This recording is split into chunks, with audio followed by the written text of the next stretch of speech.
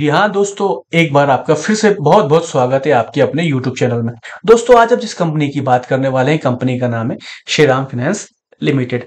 दोस्तों कुछ खास बातें हैं इस कंपनी से रिलेटेड जो मैं आपको यहाँ पर बताना चाहूंगा। इसके अलावा मैं इस वीडियो में यहाँ पर यह भी कवर करूंगा कि इसके फंडामेंटल के अलावा, कुछ खास बातों के अलावा, जो कॉन कॉल के दौरान जो कॉन्फ्रेंस कॉल होती है, जब कंपनी के क्वार्टरली रिजल्ट आते हैं, तो मैनेजमेंट वहां पर क्या कहना चाह रहा है, उनका बॉडी लैंग्वेज क्या है, या कुछ ऐसी कुछ खास बातें उनके द्वारा बताई गई हो जो कंपनी का यहाँ पर फ्यूचर आउटलुक यहाँ पर तय करती हैं कि कंपनी यहाँ पर अच्छा करेगी।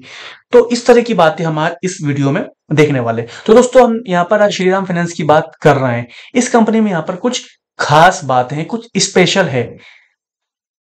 एनबीएफसी स्पेस से ये आती है कंपनी। एनबीएफसी मतलब non banking financial.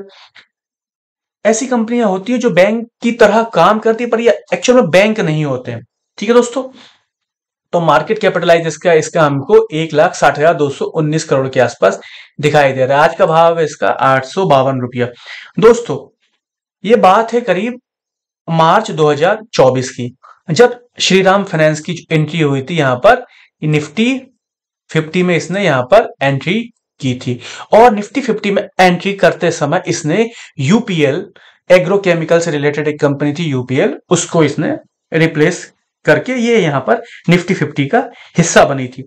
Shriram finance ने अपने उस समय के 6 महीने, उस समय से मेरा मतलब है ये जो मार्च 2024 की बात हो रही है, उस समय के लास्ट 6 मंथ के average free float market capitalisation के बेसिस पर यूपीएल को रिप्लेस किया था और निफ्टी 50 में यहां पर एंट्री मारी थी दोस्तों। ठीक है दोस्तों, अगर हम यहां पर बात करें कि आज हम इस शेयर की बात क्यों कर रहे हैं, तो मैं आपको बताऊंगा कि इस शेयर के जो फंडामेंटल है वो यहां पर गजब की ग्रोथ तो इसके अंदर भरी पड़ी हुई है दोस्तों। ये किस तरह से, ये हम आगे देखने वाले हैं और मैनेजमेंट भी इस चीज को समझता है इस कंपनी को लेकर। दोस्तों अगर हम बात करें यहां पर, अगर एनबीएफसी से रिलेटेड जो कंपनीज हैं, जो उसके पीयर्स हैं, ठीक है, जो साथी कंपनी है इसकी, राइवल्स भी बोल दो, कुछ भी कह दो, यहाँ पर दोनों बातें, यहाँ पर साथी कंपनी या साथी कंपनी का मतलब कंपटीशन चल रहा है, राइवल्स मतलब एक दूसरे के जो प्रतिद्वंदी है। ठीक है दोस्तों, अगर हम बात करें इस शेयर का यहाँ पर पी की बात करें तो 18.3 है, जबकि इस एनबीएफसी जो सेक्टर है वहां पर इनका पीच है करीब 22.25, 22.25 के आसपास। यहाँ पर हमको एनबीएफसी जो सेक्टर है उसका पी रेशो दिखाई देता है। तो अपने पी रेशो से यहाँ पर काफी नीचे है दोस्तों। इसके बाद अगर देखा जाए तो डिविडेंड यील्ड भी देखा जाए, इस साल में अभी ये 2 बार डिविडेंड भी अनाउंस कर चुके हैं। इस साल से मेरा मतलब इस फाइनेंशियल ईयर की मैं बात कर रहा हूं, जो कि 2 क्वार्टर अभी यहाँ पर पूरी तरह से कंप्लीट हो चुके हैं। ठीक है, और तीसरा क्वार्टर अभी यहाँ पर रनिंग में हमको चलता हुआ दिखाई दे रहा था। 2 क्वार्टर के बाद इन्होंने इस ईयर में, फाइनेंशियल ईयर में 2 बार 2 टाइम्स यहाँ पर डिविडेंड भी अनाउंस कर चुके हैं दोस्तों। तो ये भी एक ध्यान देने वाली बात होती है दोस्तों। अगर हम बात करें इसके पीईजी की, तो पीईजी इसका 0.41। श्रीराम फाइनेंस का जो पीईजी रेशियो है वो 0.41 के आसपास है। ये पीईजी को हम तब देखते हैं जब हम कंपनी की ग्रोथ को देखते हैं, तो पीईजी का 1 से कम होना ये काफी अच्छा माना जाता है दोस्तों। तो श्रीराम फाइनेंस लिमिटेड के साथ भी इसका जो पीईजी है वो यहाँ पर 0.41 हमको नजर आता है, जो ही कंपनी को बताता है कंपनी की यहाँ पर ग्रोथ काफी अच्छी होती हुई हमको नजर आ रही है। पर थोड़ा सा यहाँ पर कंसर्न है इसके यहाँ पर इसकी प्राइस टू बुक को लेके। इसका प्राइस टू बुक करीब 2.64 के आसपास है। पर अगर हम इसी सेगमेंट की कुछ अदर कंपनीज के साथ अगर हम इसकी प्राइस टू बुक को कंपेयर करें, तो जैसे कि इसी सेगमेंट की कुछ कंपनियां हैं, जैसे बजाज फाइनेंस हो गई, मुथूट फाइनेंस हुआ, टाटा कैपिटल हुआ, टाटा फाइनेंस हुआ, चोलामंडलम इन्वेस्टमेंट एंड फाइनेंस से रिलेटेड, अगर इनसे हम कंपेयर करें तो इसका जो प्राइस टू बुक है वो काफी बेहतर हमको नजर आता हुआ दिखाई देता है दोस्तों। दोस्तों अगर अब हम आते हैं कंपनी के इस बारी के क्वार्टरली रिजल्ट पर, मैनेजमेंट ने कॉन कॉल में यहाँ पर क्या कुछ खास बातें कही है क्या, हम यहाँ पर उनको देखने वाले हैं दोस्तों। तो दोस्तों यहाँ पर Q2 FY26 कि जो यहाँ पर अभी जो क्वार्टर रिजल्ट आया इसकी बात कर रहे हैं। तो उसकी कंपनी ने यहाँ पर लोन डिस्बर्समेंट को यहाँ पर 10.25 10.4% की यहां पर इन्होंने ग्रोथ दर्ज करी है, 10.2% की। ठीक है, और उन्होंने पिछले साल इसी क्वार्टर में दोस्तों यहां पर जितने लोन दिए से करेंट क्वार्टर में जो अभी उन्होंने रिजल्ट अनाउंस किया उसमें इस साल उन्होंने 10% ज्यादा, सोचिए दोस्तों, लास्ट ईयर की इसी क्वार्टर से उन्होंने 10% ज्यादा यहां पर लोन दिए।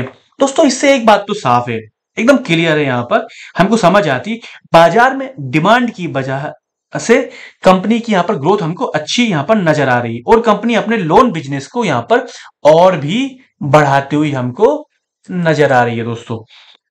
इसके अलावा दोस्तों अगर हम कंपनी के एनपीए के बारे में बात करें, एनपीए मतलब नॉन परफॉर्मिंग एसेट, ठीक है दोस्तों, तो अगर कंपनी के एनपीए के बारे में हम बात करें तो यहां पर जो नॉन परफॉर्मिंग एसेट है इस बारी दोस्तों इस क्वार्टर में इनके नॉन परफॉर्मिंग एसेट यहां पर 4.57% यहां पर हो गए, जो कि अगर ईयर ऑन ईयर हम इसको कंपेयर करें, ठीक है दोस्तों, ईयर ऑन ईयर पे अगर कंपेयर करें तो लास्ट ईयर सेम क्वार्टर में ये 5.32% यहां पर हुआ करते थे।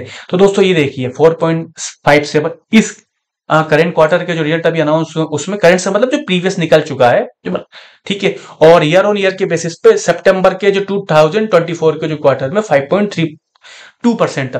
तो दोस्तों ये एनपीएस पे कंपनी ने काफी अच्छा काम करा है और इससे दोस्तों एक बात साफ पता चलती है, तो कंपनी का जो लोन पोर्टफोलियो है वो ज्यादा सेहतमंद और हेल्दी होता जा रहा है। कंपनी अपनी एसेट क्वालिटी में भी यहां पर अच्छा सुधार करती है। ये एनपीएस से रिलेटेड यहां पर ये बहुत ही महत्वपूर्ण बात है दोस्तों, और ये अगर हम देखा है तो काफी मेहनत करने के बाद ये वाली चीजें हमको निकल के आती है। कंपनी ने अपनी कॉल के दौरान साफ साफ तौर पर ये चीज यहां पर कही है। दोस्तों कंपनी ने यहां पर अपनी जो कॉन कॉल है उस कॉन कॉल के दौरान एक बात और कही है यहां पर कि जो नेक्स्ट क्वार्टर है, यहां पर नेक्स्ट क्वार्टर से मेरा मतलब है Q3, जो कि अभी अगर देखा जाए तो अभी करंट में चल रही है, ठीक है, अक्टूबर से लेकर दिसंबर का जो समय है ये वाला Q3 FY26 में है। तो Q3 FY26 में ग्रोथ यहां पर और भी तेजी से यहां पर हमको देखते हुए नजर आ सकती है। इसका कारण ये है दोस्तों क्योंकि अक्टूबर महीने में कंपनी ने यहां पर अपनी व्हीकल सेगमेंट की जो डिमांड है वो काफी अच्छी देखी थी, ठीक है दोस्तों। इसके अलावा आपको दोस्तों ये भी जानना चाहिए कि गवर्नमेंट की जो इंफ्रास्ट्रक्चर स्पेंडिंग है और अच्छे मानसून के बाद, ठीक है दोस्तों, क्योंकि आपने देखा है कि इस बार मानसून अच्छा रहा है और अच्छे मानसून के बाद यहाँ पर रूरल इकोनॉमी भी काफी अच्छा परफॉर्म कर रही है, जिसका सीधा सीधा फायदा श्रीराम फाइनेंस जैसी कंपनी को यहाँ पर देखने को मिल सकता है दोस्तों, ठीक है दोस्तों। जैसे कि हमने देखा है कल शाम के आसपास भी जो हमारे यहाँ पर जीडीपी के आंकड़े हमको आए, ठीक है, जीडीपी के आंकड़े हमको यहाँ पर कल शाम के आसपास, अगर आपने न्यूज देखा होगा, मार्केट क्लोजिंग के बाद जो जीडीपी के आंकड़े आए यहाँ पर, अब यहाँ पर हम जीडीपी से रिलेटेड भी यहाँ पर कुछ बात करते हैं दोस्तों। मैनेजमेंट ने यहाँ पर इस बार ये भी कहा था कि जो नेक्स्ट फाइनेंशियल कंपनी की ग्रोथ उसमें लगभग 15% रह सकती है, 15% कंपनी की ग्रोथ, 15% ग्रोथ यहाँ पर दोस्तों काफी अच्छी ग्रोथ मानी जाती है। और उस समय मैनेजमेंट ने ये कहा था अगर हमारी कंट्री की जो जीडीपी है वो अगर 6.5% पर रहे तो इसकी जो ग्रोथ है वो यहाँ पर 15% रह सकती है। पर दोस्तों जो अभी हमारे जुलाई से सितंबर का जो डेटा आया है, ठीक है, जुलाई से जो सितंबर का डेटा आया है उसमें जो यहाँ पर हमारी जीडीपी ग्रोथ है वो 8.2, जीएसटी बचत उत्सव के बाद ये कि दोस्तों गवर्नमेंट ने जीएसटी बचत उत्सव हमको दिया है, हमारी कंट्री को गिफ्ट किया है, उसके बाद हमारा यहाँ पर जो जीडीपी का डेटा है उसमें हमारी ग्रोथ रेट 8.2 आ रही है दोस्तों।